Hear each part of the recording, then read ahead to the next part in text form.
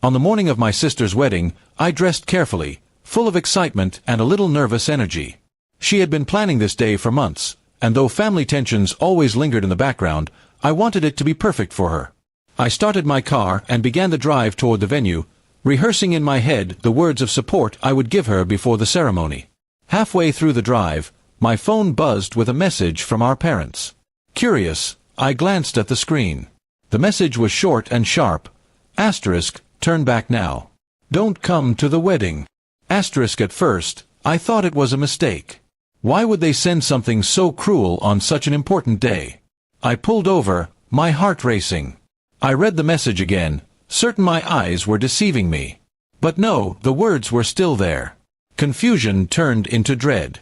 Had something happened to my sister? Was there an accident or a sudden emergency? I quickly called them, but the call went unanswered. After several attempts, I finally got through to my mother. Her tone was cold, distant. She said my presence wasn't welcome at the wedding, that it would be better for everyone if I stayed away. No explanation, no reason. Just dismissal, like I was some unwanted guest. My hands shook on the steering wheel. I felt betrayed. 4 years, I had sacrificed for my family. I helped my sister through school, supported my parents financially when they struggled, and even gave up personal dreams to keep our family together. And now, on a day that should unite us, I was being pushed out as though I didn't belong. Anger slowly burned through the hurt. I decided I wouldn't just vanish quietly. If they wanted me gone, they would have to face the truth of what they'd done to me. I turned my car not toward home, but toward a place I knew would hit them harder, the lawyer's office where I had already prepared documents regarding the family business. Months earlier, I discovered that my parents and sister had made financial moves behind my back, essentially cutting me out of shares that were rightfully mine. I had stayed silent, thinking family was more important than money. But being excluded from the wedding showed me exactly what they thought of me. When I arrived at the office, I signed the papers that transferred my claims and rights in a way that would legally corner them. They had built their plans on the assumption that I would stay quiet, but I had prepared for this betrayal. Now, their actions would cost them heavily. As the wedding ceremony unfolded without me, I sent a simple message to the group chat, asterisk, congratulations. By the way, you'll hear from the lawyers on Monday. Consider this my gift. Asterisk. I didn't need to shout or beg for recognition. My silence, followed by that single strike, was enough.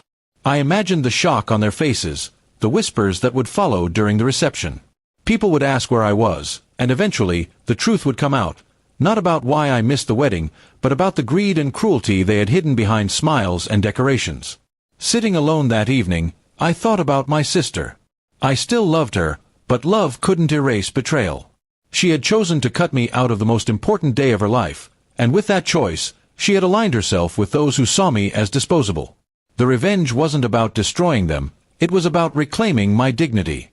They had made me feel powerless, but in the end, I showed them that I wasn't someone they could silence or discard. My absence at the wedding would sting, but the consequences of their betrayal would sting far longer. As night fell, I finally let myself breathe.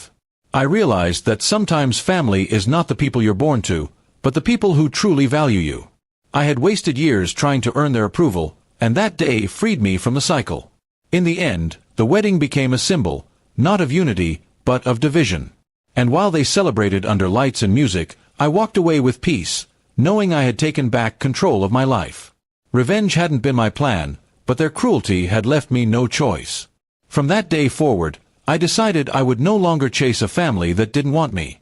Instead, I would build my own path, surrounded by people who saw my worth without needing me to prove it. That, more than anything, was the sweetest revenge.